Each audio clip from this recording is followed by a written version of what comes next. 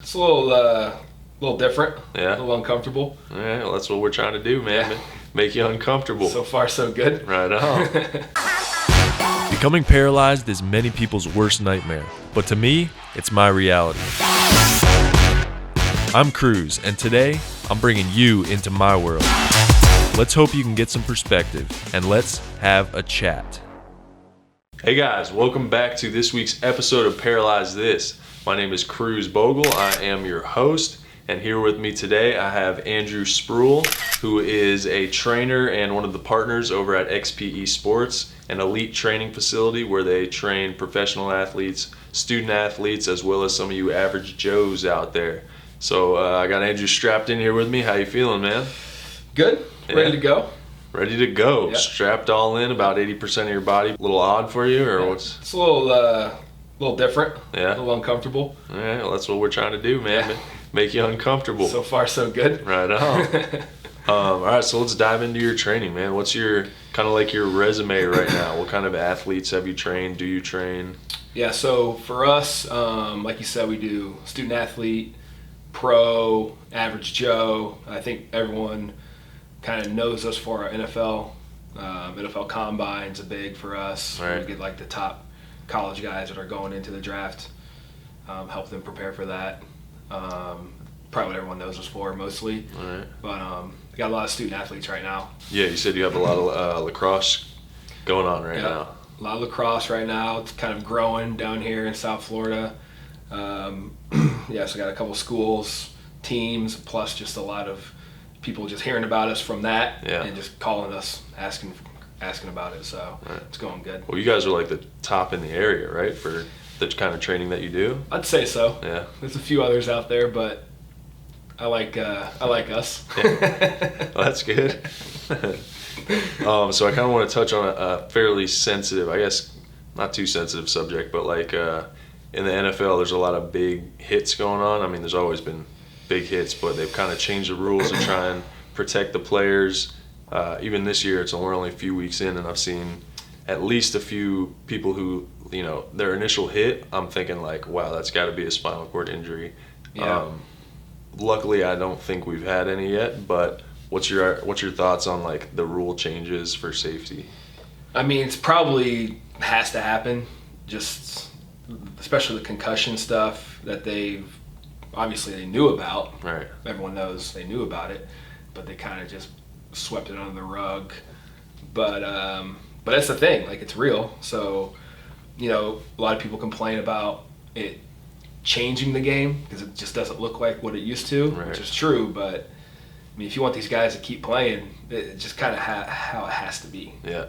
You know, like you can't keep having these CTE cases go the wrong way. Right. You know, even just one is too many. Yeah. So I think that's what they're trying to change, is just the way these guys are after they're done. Right. Just trying to save their heads and their brains a little bit more. And it's good. They need to. You know, it is going to change the way the game's played. People call it like two-hand touch now or whatever. Right. But if they want to keep the sport going, then because you know parents will just stop letting their kids play if Right. they don't If clean it gets up. pretty bad. Yeah, I think there's a lot. The people who do kind of argue the opposite side, I feel like they don't fully understand, you know, or haven't had to deal with Yeah. the CTE or somebody with a spinal cord injury or somebody who's had a severe injury. Yeah, So we're just old guys that right, it's not how old we used school. to do it. Yeah, precisely. Unfortunately, I saw I forget what it was, maybe like 100 Years of Football on ESPN, a little segment, and in football, like at the end of the 1800s was like literally people were dying on the field, you know, no pads, no helmets. Yeah. And they had to change the rules. I think Teddy Roosevelt was the president at Yeah, that I think time. I've heard that before. Teddy was a big guy on the helmets, Yeah. right? Yeah. He was like all about people, you know, we're not changing the game, this is how it is. And then his son got to college and was about to go to the league. And when his son got in there, he was like, all right, well, I'm changing it. Like, Oh, there's right. no way my son's Yeah. going to Yeah. die on the field. Once, So once that's, it hits close to home, yeah, exactly. then you start thinking about it. But I mean, even for me, knowing all these guys, like, you know, having friendships with them and them being clients, like I want it to change for them. Like, Right. I don't want in 10 years these guys being completely different people because their just brains are rewired Yeah. from taking bad hits. Right. So, yeah, it's something that needs to happen. So have you personally ever thought of having a severe disability? Or being in a similar situation? I mean, I think people think about it, like, you know, how would that be, or what would it feel like? Right. But it's like one of those things where you just don't know. I mean, what'd you think? Yeah, no, I didn't know much. Disabilities didn't even really cross my mind before, until, you know, actually being faced with it, which is, you know, kind of the point of doing a show like this, to bring awareness to what possibly could happen. You know, I don't want to change the way people live their lives, but just to be aware that something could happen, you know, that could go over the edge, change your life forever. So just to, like, be grateful and enjoy what you have. Yeah, that's probably, you know, all we can do really is just, you know, like you said, be grateful, and then, you know, obviously hope things never happen, but if it does, then at least you've thought about it. Maybe you're a little more ready. And yeah. Agreed. All right, so we'll get back to some sporty stuff. What does it take for a kid in high school to make it to college, and make it from college to the pros, whatever the sport may be? Like, what does it take from that individual? So high school to college, I would say, you know, first of all, you got to have your grades up. That's what I would say first, because, I mean, you could have a school out there that highly is dependent upon GPA. They're out there, you know. And then, you know, once that's in order, I would say, you know, trying to do things at facilities like we have, do the extra stuff. Right, the next level. You know, working on your weaknesses, doing things in your off time. Because, like we say, like, if you ask a group of high school football kids, you know, who in here works the hardest, they'll all raise their hand. Right. All right, so we all work hard. Now what else? Like, that's like the price of admission. Right, what's going to set you apart? Is to work hard. So everyone works hard. All right, so now what are you going to do?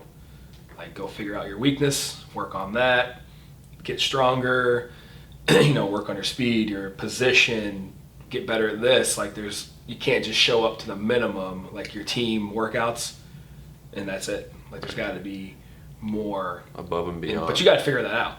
Like, no one's going to tell you or give you the blueprint. Like, you got to kind of know, like, all right, this is what I got to do. This is it, and do it. Right. A lot less people do it than you'd think, you know, but usually when they realize they have to, it's a little too late. Yeah. So I would recommend getting an early start, middle school, high school, early high school. Not when you're a junior or senior. Right. Like, hey, I'm trying to get into college next year. Well, anyone recruiting you or calling you? No, not really. That's a problem. Got a year. Right. You know, so it's got to start early. That's high school. College. College to pro is tough. That's that's a lot of luck and other things involved. You know, there's guys that play Division I football or basketball and could be really good players, but there's just not enough room in the NFL or the NBA for everybody. Right. So same stuff though, you know, work on your weaknesses, do what you can to get better, and have yourself prepared. But, you know, just know, like, that's a tough road. Right. That's a tough road. So sometimes there's just not enough you can do to get that done from college to pro. It's just a numbers game sometimes. Right. Yeah, like you said, all these kids want to make it, but are they willing to go above and beyond? Yeah. And is that even going to be enough? And it's tougher in college, because if you got to a top program in college, like, you worked hard. Yeah. You did what you had to do to get there. And now you're with 90 other guys on your team that did the same thing. Right. So now what are you going to do? Right. To set yourself apart even more. It's tough. Wow. Do you know the stat where it's like how many college athletes there are and how many make it to the pros. I think it's like 2%. Yeah, I was going to say less. However many thousands and thousands. Yeah. I mean, you got to think like the way I always say is like the NFL is made up of like the 2 best guys on your team. Yeah. That's who's going to make it. From best 2 guys from Georgia, best 2 guys from Florida, best 2 guys from Alabama. And that's what the NFL is made up of. And there's how many people on a college team? 100, 90? Yeah, and 53 on an NFL roster, 32 teams. There's like 1,400 NFL players. Yeah. And I don't know. Yeah. Thousands of college football players. Thousands. So you're talking about, look at every NFL roster, and you're talking about like the best 2 guys from every team. And you look how good those guys are. Yeah. That's who's going to make it. That's who you got to be. That's a talented group. It's insane. Kyle was going to make it, but he didn't have the dedication. It's tough. Yeah, it is. It is. So besides that, like, extra, it kind of goes hand in hand, but besides the extra, like, physical work that these kids need to do, like, how important is the mental side of staying dedicated and disciplined? Probably more important. Yeah. But, everyone will say that, but nobody will work on it. Just weird. It's like it's getting better. Mental training, sports psychology, things like that are starting to become more prevalent in high school, college, and pro. Yeah. It's still not like as big as it should be, but I mean, everyone knows like when you're out there in a field or when you're trying to make a team or when you're in practice, like it's all mental. Right. A lot of it's mental. It's just to get through it or be able to stick with it. Not a lot of people will work on that, whatever that is. Right. Whether it's seeing a therapist or, whatever the mental aspect you need to do.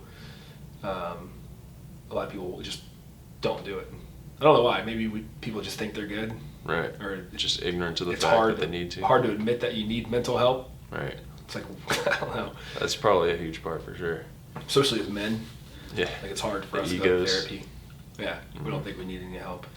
So when you're training, like, let's say some of these high school athletes, when they're in the facility and, maybe they're joking around with each other when they should be doing the drill or whatever, like, do you coach them on it and say, listen, like, if you want to make it this distance to the pros or wherever, like, this little shit you're doing right now has to stop, or I've gotten to the point where, I'm like 10 years into this, so I had to have a talk with a group of young basketball players a couple weeks ago. Yeah. I told them, they're like 9, 10, 11. They're young. So you're going to expect them to mess around a little bit. Right.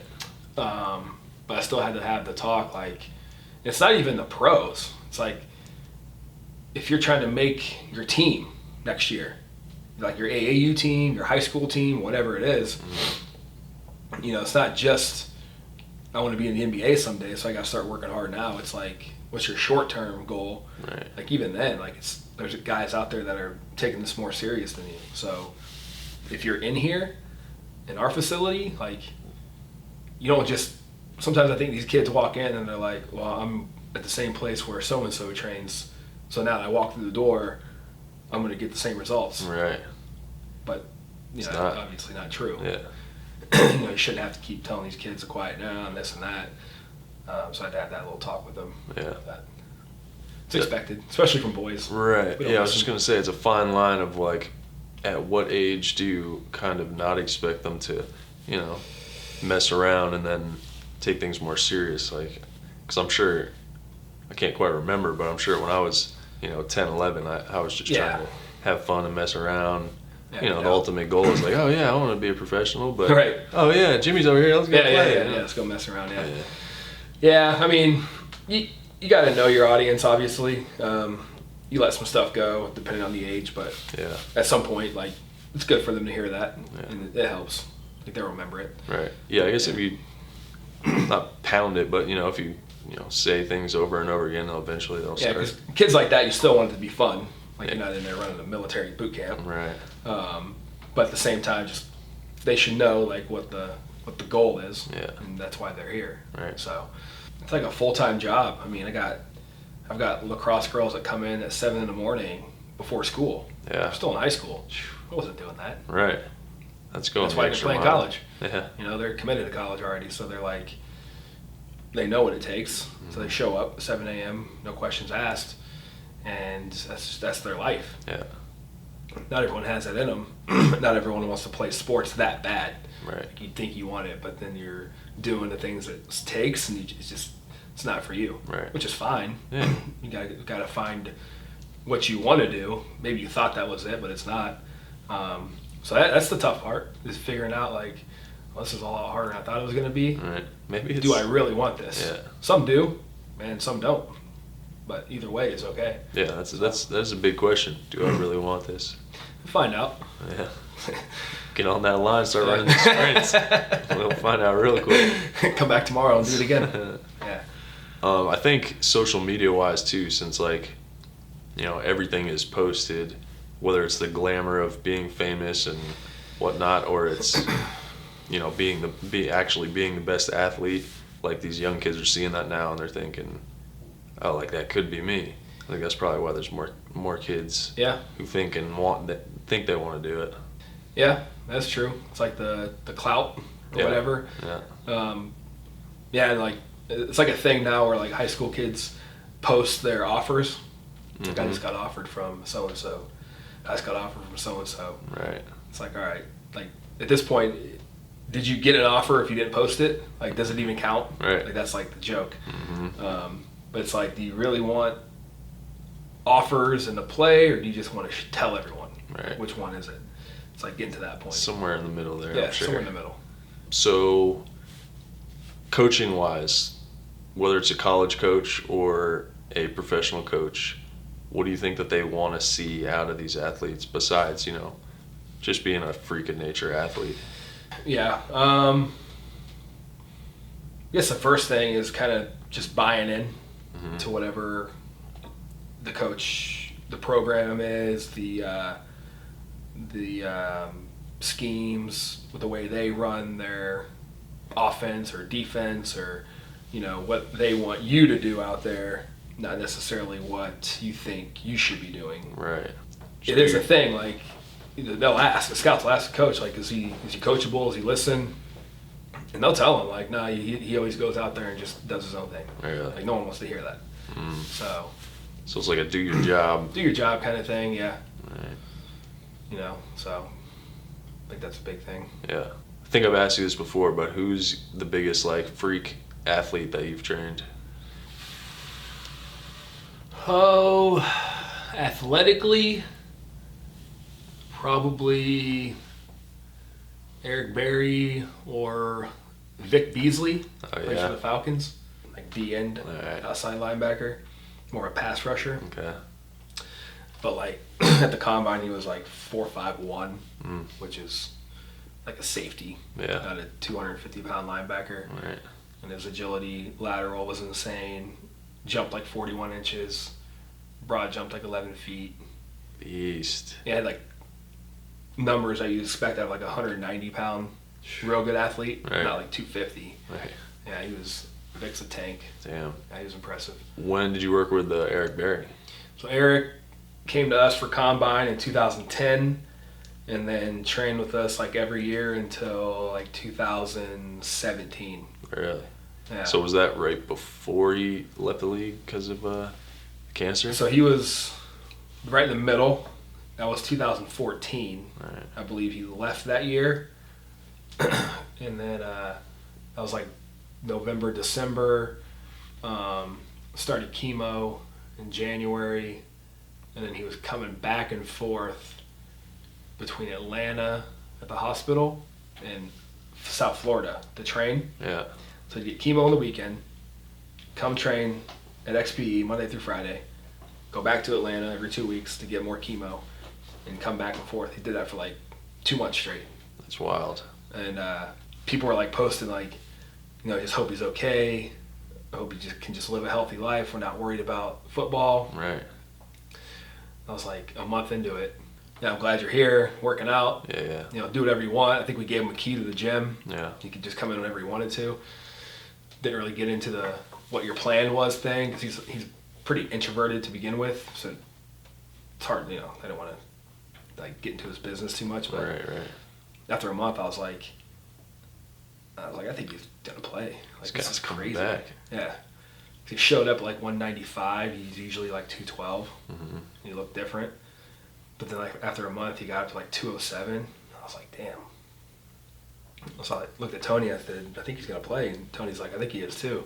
So I knew like that first day of training camp when he walked out onto the field in his pads and stuff, like people were just gonna go crazy. Yeah. Because no one really knew. He didn't announce it. Right. And he came out and they're like, holy shit. Like Eric's out here running with the ones. Like, That's insane. 2 months after completing his last chemo treatment, and then he won the comeback play of the year, that All Pro Bowl, like balled out, crazy. That's insane. Yeah. That's a hell of a story. That's like a lesson to some of these young kids. Like, you think you're facing adversity, and you got it hard, and you think you have a hard chance to make it to the next level. This guy made it. Got cancer. Yeah, it was like non-Hodgkin's. It was like the less threatening one. Okay. But still, like chemo, the whole 9 yards. Like Right. lost his hair, did all that. So I mean, And then makes it back and is playing in the league next again. year. Wild. I mean, technically, he only missed like the last 6 games of the year, Mm-hmm. and he came back week 1 of next year. Played all 16. It's dedication. Wild. That's love for the game. Yeah. So who are some of the biggest names that have come through the gym that you've had a hand in training? NFL or UFC? Some of the big dogs. Yeah, NFL. Besides Eric, Mark Ingram still with us. Anquan Boldin was with us for his like last 8 years of his career. Still with us, even though he's retired. He works out every day like he's gonna play again. Crazy. Pierre Garçon, Travis Kelce, Levante David, Gardner Minshew Oh, yeah? from the quarterback from Jacksonville. Yeah. Minshew Mania. Nice. He was with us. So for student athlete, young cat, or just somebody who's like a struggling athlete, maybe, second chance you type stuff, like what's your advice mentally and physically as far as like the dedication? How do they succeed and make it to the next level and like fight through their adversity and their struggles? I mean, physically, like we said earlier, just kind of do the extra stuff outside your team workouts. Mm-hmm. Find a place like us if you can. Work on your weaknesses, things like that.